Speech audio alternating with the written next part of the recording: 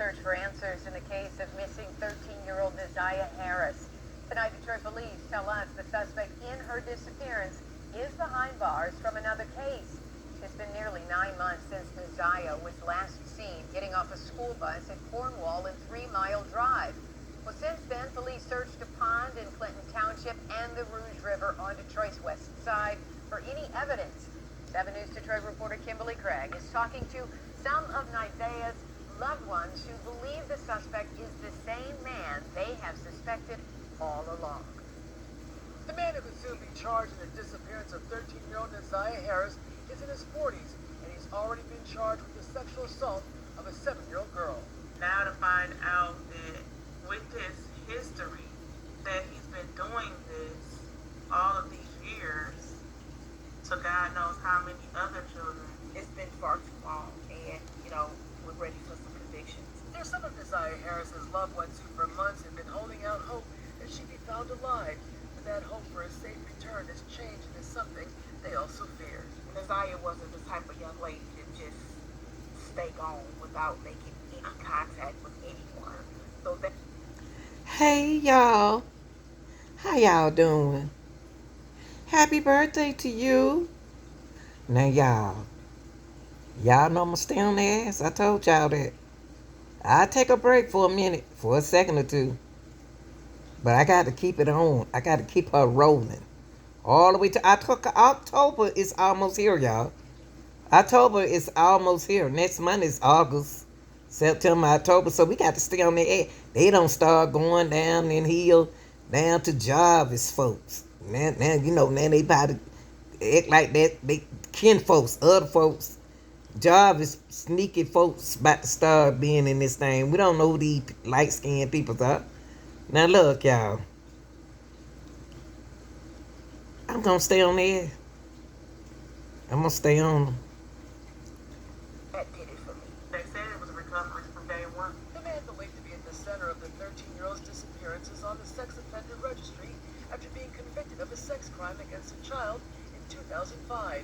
And in March, after Neziah went missing, another teenage girl came forward to say the same man began to sexually assault her in 2015 when she was just 7 years old. He basically came home from prison, and it seems like went right back to his same old activity. Sadly, Neziah's father, who had been battling health issues, recently died without ever finding out what investigators believe happened to his little girl. Details the rest of her family now waiting to hear, particularly Jernell and Kawana, who say for years they've been trying to raise the alarm on the man who is now at the center of the case. We have been adamant about not just letting the family know, but Child Protective Services know way before Neziah came up. During this whole time, I found out there were 2 other CPS cases naming him in several instances related to children, other than the one that I We just need closure. We absolutely need closure. In Detroit, Kimberly Craig, 7 News Detroit. Now, I ain't trying to confuse y'all or nothing like this. But y'all recognize that liquor store right there on the east side, right? Y'all remember in Detroit? Y'all remember when I did an upload in Neziah? I think it was Neziah auntie Shannon's sister, or Shannon, I get them mixed up, was saying that they saw Neziah over here at this liquor store. She was spotted. Now, they found a missing teen was found over here, y'all, at the same liquor store. Now, I ain't trying to put no room out there. I ain't trying to start nothing. But y'all sure that little boy ain't no kin? That's not the little Gene boy, Eugene Simmons boy, who's supposed to be Neziah Harris' boyfriend? Do y'all sure that's not her boyfriend that they found missing? A missing teen found? Where's her boyfriend at? Because right here, Detroit police found a missing teen boy on the east side of Detroit. Listen to this. I'm just saying, since this, what made me say, why is he missing? Why is he found unalive? And this is the same liquor store somebody spotted Nazaria at. I'm just saying. where witnesses say Walker was drunk and going berserk. Once again, another coward preying on children. And that needs to stop. The surveillance video is hard to watch. 13-year-old Deontay Mitchell being grabbed, allegedly kidnapped at gunpoint by 40. Okay. This man, he abducted that little teen boy. So happened, Jarvis had Nazaria, but do this man here know Jarvis Butts? I'm just curious, cause he the same one abducted that little boy, It was hard to watch. 13-year-old Deontay Mitchell being grabbed, allegedly kidnapped. and he 13, same age Nazaria. Same age Nazaria. Why was he abducted? I'm just curious. I just want to know, do that little boy, have something to do with Nazaria? I'm just saying. At gunpoint by 45-year-old Gregory Walker. Police say And look, same age Jarvis. Same age Jarvis. High as a kite. Can't even see that one here. Look at that. Red as it's a fireball. 45 years old. You think he in the same sting operation that Jarvis was in? Abducting little teenager boys? Oh, Lord.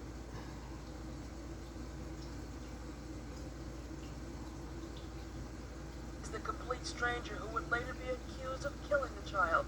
All over $75.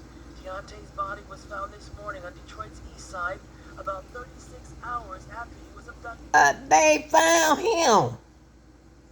But they can't find Nazaria. Ain't that some yabba dabba do? He was on the east side of the truck where Jarvis was, where Nazaria was. Who is that little boy, y'all? Who is he? His body dumped about 10 feet off the road near Harper and Baldwin. Harper, y'all. Harper. He was over there at the same place. I just told y'all this is where Nazaria was spotted at. Harper and Baldwin. They found him right there. But we can't find Nazaria nowhere. So they know that he is unalive. But where is Nazaria? Something else going on. Detroit police gained the information that ultimately led to finding Deontay. Okay, his name is, hold on. Okay, his name is Deontay. That's not Eugene. I'm glad they put his name. But the thing is, do he know Nazaria? Do he know Nazaria Harris? Do he go to Nazaria Harris school? Because he was found over there by the liquor store where she was abducted at. Was he trying to protect Nazaria? Why is that teenager over there by that liquor store? Why is he over there getting abducted? Why he over there by a liquor store, period? That's when Nazaria allegedly was spotted. That's what the twins said, allegedly. This should be a message to all who perpetrate crimes against children. We are going to continue in a very relentless way to find you and bring you into. The body was found. Detroit police did find their suspect, Gregory Walker, at a Days Inn hotel in Toledo, Ohio.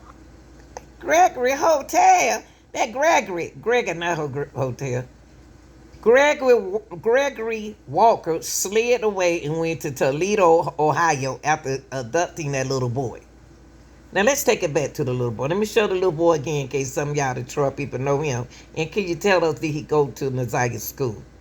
It could be related, y'all. The little boy the same age Nazaria. Same age. Same area.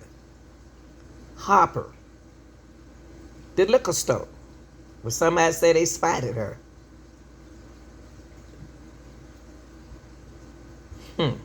You'd be surprised. No, but he didn't. To be honest with y'all, I ain't gonna mislead y'all or nothing like that. No, he didn't have nothing to do with Nazaria case. It was some years ago. But I'm saying it's something about that area right there, Hopper. Okay, it's something about that area where this little boy was found, where he was snatched at. Because guess what? That hotel not that far from Parkcrest, not that far from the liquor store. But no, he doesn't have nothing to do with Nazaria case. But I bet he went to Nazaria school though. But he don't have nothing to do with it. It's been some years ago, okay? It's been like 2 years for Nazaria and about 3 or 4 years for him ago, okay? So he don't have nothing to do with it. But I'm just saying the age. The age. Why is he around the liquor store?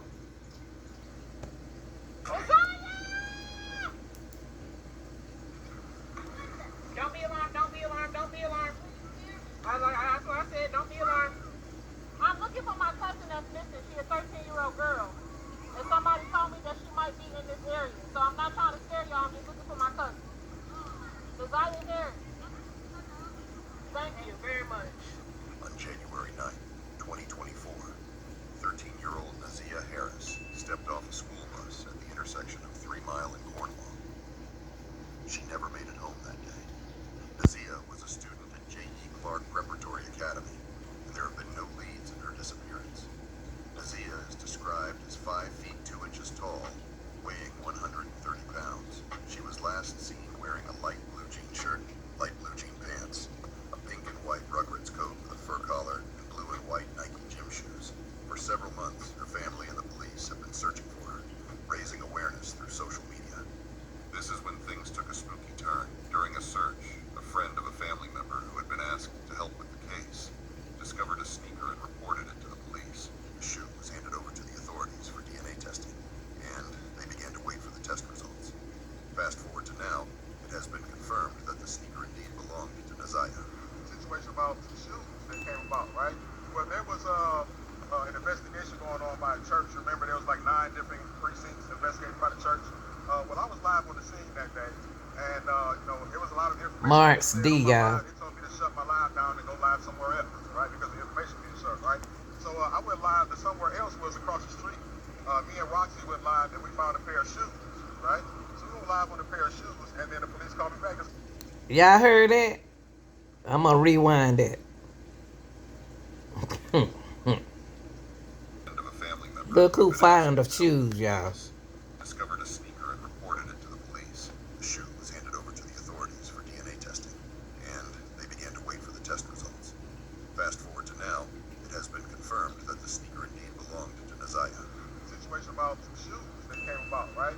Well, there was an investigation going on by a church. Remember, there was like 9 different precincts investigated by the church. Well, I was live on the scene that day, and there was a lot of information being said on my live. They told me to shut my live down and go live somewhere else, right? Because the information being shut, right? So I went live to somewhere else, was across the street. Me and Roxy went live, and we found a pair of shoes, right? So we went live on a pair of shoes, and then the police called me back and said, "Hey, well, where are those shoes at? What's going on with the shoes?" I said, "Well, we're right across the street." They said, "Where you at?" So we waited there for an hour, waiting for them to pull up. They didn't show up.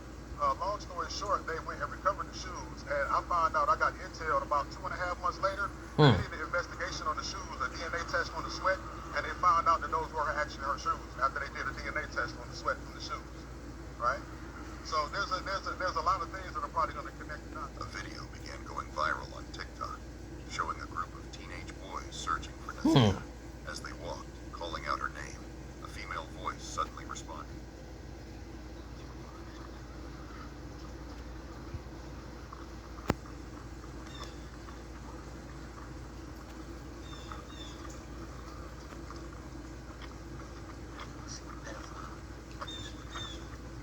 Y'all remember this?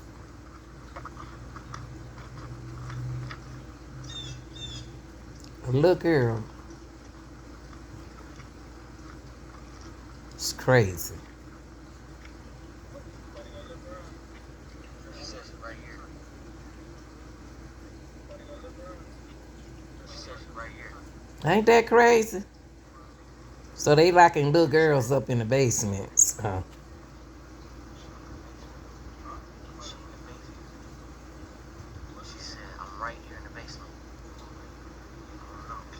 Man, this I'm right here in the basement. I'm here. they heard a voice through the ground, and that was for real. You can clearly hear someone asking for help in the video, but it was later debunked by a friend of the family. They walked past the house where there was apparently other teenagers in the house. And while they were calling out Nazia's name, it must have been something going on in the house they were walking past where one teenager was looking for the other one in the house. And she said, and someone said, "Where you at?" And the other one said, "I'm in the basement." So Crazy. somebody who was along with someone who was searching with them, right, told me that they actually knocked on the door, okay, and found out that that's what happened. That there was no Nazia or no missing girl in that basement. Okay. Furthermore, there's a group message amongst the people who he organizes his search parties with. And after that video was recorded, after that mission that they, after that search mission, in this group message, they discussed that video and they all knew that it was not Nazia in the basement. And I have screenshots of this conversation of all of the people. This is before the video was even posted. Right? They all knew that it wasn't Nazia. The people who were searching knew that that was not Nazia screaming, "I'm in the basement," or any other missing girl for that matter. But the video was posted. The video was posted. As the story gained more attention, people from all over the world wanted to help the family. A psychic named Tammy began working with Nazia's cousin, Roxy. Tammy told Roxy that she had a vision of a vacant house and believed that Nazia might be there. Roxy and the family went to check out the house. The owner allowed them to view the property. They ain't know Mentioned all that that. it had once belonged to their grandmother. When Roxy looked at the car parked in front of the house, she noticed a red stain in the back seat. She asked the owner about the stain, and he hesitated before saying he thought it might be juice or some other stain. He then allowed them to inspect a second car parked behind the vacant house. Can I see the car? Can I get the car? Yeah, both of them. Oh, me and your, what's that young man? We just went back there and looked at that one. I know, like, got a vlog and stuff, but we don't just, like, not to be on there because, like, please don't record me. I don't give a fuck what's going on. I'm sorry what's going on. Don't record me. I'm not trying to record nobody on purpose. Okay, well, don't record me at all, baby. Don't even put it on my face. I would be doing the same. Ain't this some, y'all?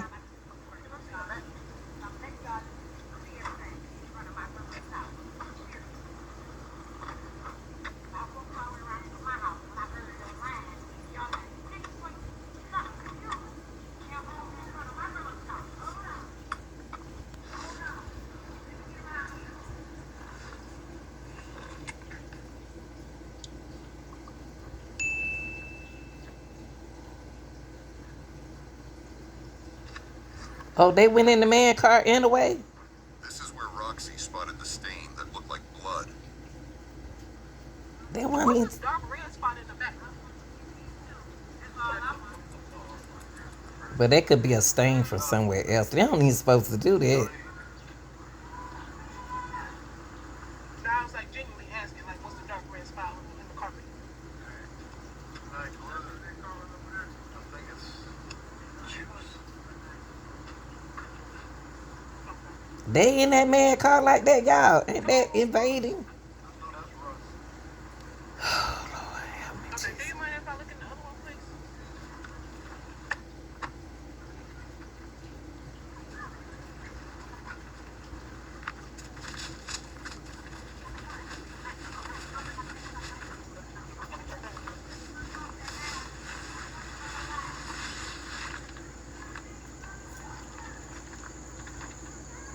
But it was a pillow in there that, to me, had like droplets of a burgundy color on the pillow. That would look like dried blood. Okay, I didn't just want to touch your stuff. Y'all touching it? Y'all How people. long you had this vehicle like here? Parked here, if you don't mind me asking. Oh, okay, okay. Y'all, they is touching things with their hand. Ain't that something? Tampering with the evidence, if it is.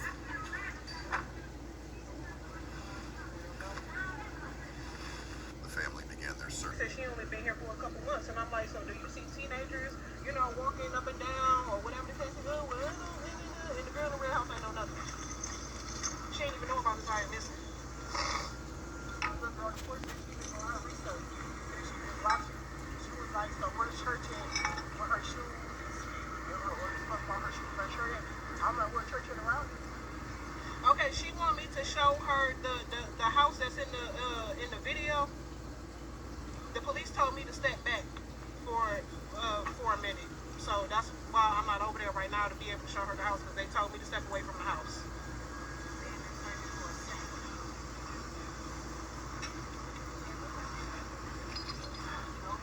Well, at least they are trying to search. She wants to see a brick house.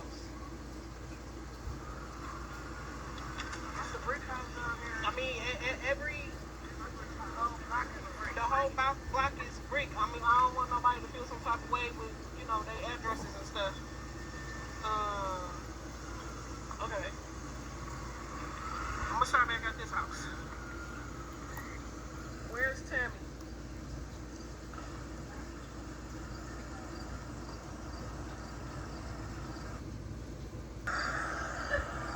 Oh,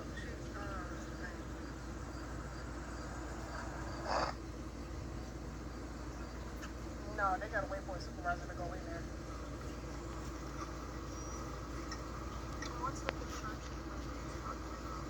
We're trying to get a picture of it to see if, yes, ma'am. And somebody told me that she might be in this area, so I'm not trying to scare y'all, I'm just looking for... Okay, thank you.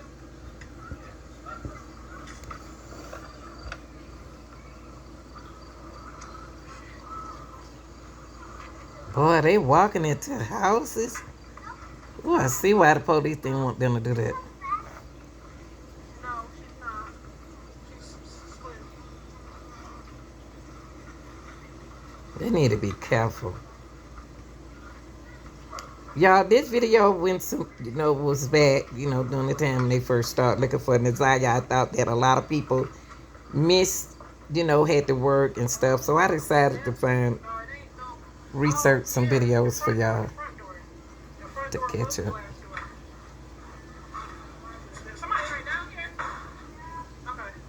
Because I know y'all had to work. So they in the house, y'all. Everybody was talking about the psychic told the cousin to go to this house.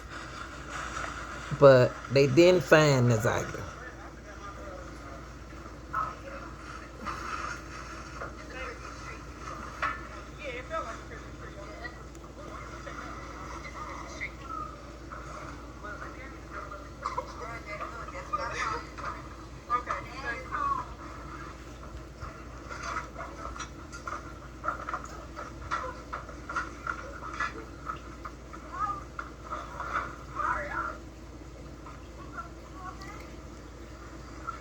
But one thing about searching for...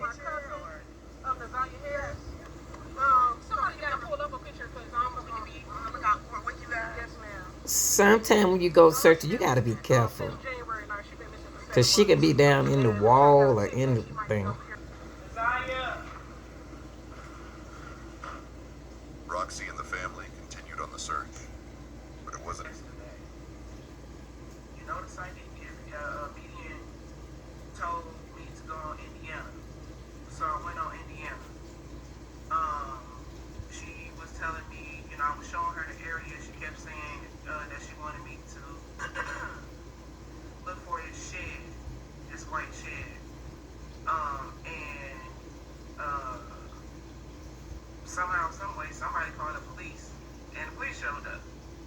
So as I was doing that, as I was trying to talk to Tammy, I'm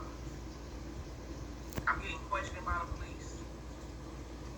They asked me for my ID and all kind of things. So yesterday when I was on the live, the reason why I kept muting it wasn't to not let y'all hear, but that like the police were asking me my personal information. So obviously I can't put that out. So that's why I had to mute it. Where certain things, that just wasn't supposed to be, out when it, as far as me or whatever. So that's why I kept, muted it. That's understood. That's understood. When the police came out there, it's like I appreciated her effort, but at the same time, I feel like she was almost trying to make me seem like I was like crazy. I felt like when I don't know if it was me or someone else who had said, we're working with a psychic or what have you, and she was like a psychic, and then she here and that's when I kind of broke down, and I was trying to explain to her, like, I understand to you, that it might sound crazy, but you need to understand, from my point of view, someone who has been looking for her for 7 months, and I've been coming up empty-handed every single time, and right now at this moment, this is the only hope that I have to hold on to. We're not trying to interfere with anything. I didn't even know, it seems like when the supervisor came out there that we had to be in the right area. That's just what I feel. I don't know if we were or if we weren't, but when the supervisor came out there, it was just certain things that she was just that she was saying, just taking a step back, and thinking about certain words that she used and certain words that she said. I feel like ever since I started my journey for Desire in February, I feel like I've been very close. From when I was over there on 3 Mile in Cornwall not 3 Mile in Cornwall, looking over there on Bedford and stuff. So part of me. Oh, so she did look on Bedford. As much as I don't want to come to, certain actions are making me feel like she's not alive. Certain things that people are doing, certain words that the police are using, and the articles that have been put out is making me think that she's not. And I'm not saying that she's not, but it's making me think that she's not. And then considering the fact that yesterday this supervisor, she said that she was with missing persons. But as I'm looking at her badge doesn't say anything about missing persons. Her badge clearly says homicide. Her badge clearly says homicide. So what does homicide mean? I've been saying what you saying, Roxy. So, I got real emotional in that moment. So I had this real, I had this real bad feeling yesterday that something was like happening. It's like I almost feel like every time we close, she's moving, and then or when we're close, I get told to stop. When I first got here in February, March, I was looking over there on Bedford and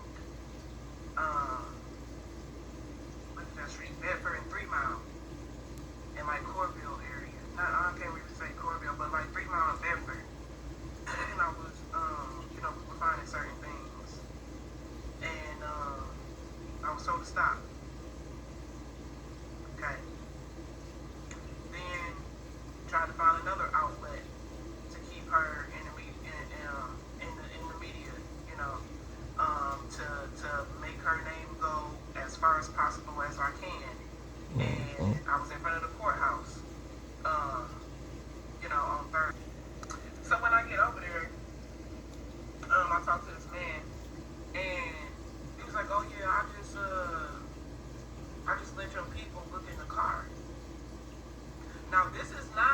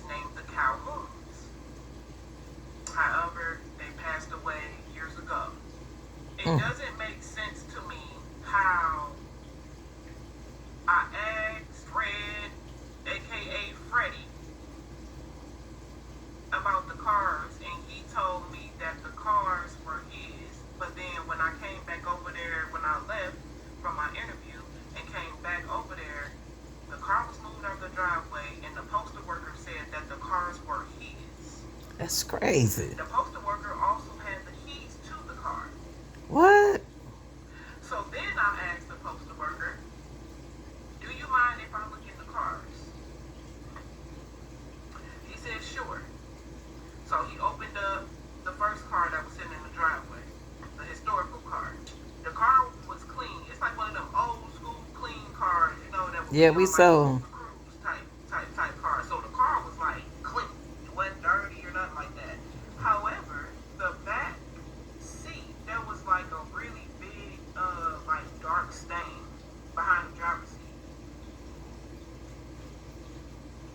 And another one like on behind the passenger seat. So I was like, what is that right there? You know, when blood is like dry, I can't say that it was blood. Y'all like, share, and subscribe. I'm It out. was